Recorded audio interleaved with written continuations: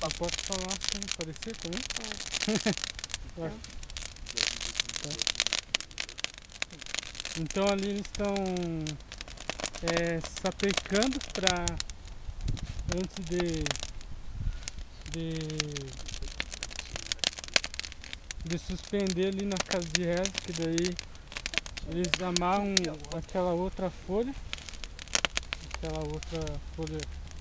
de tamarana e amarram e daí suspendem na casa de reza ali para ser consagrado pelo pajé. Então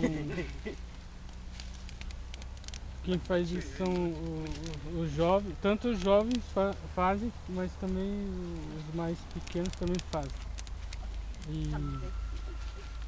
Só que sempre passa pelo mais experiente, que daí tá sempre aprendendo, o mais novo tá sempre aprendendo com os mais velhos.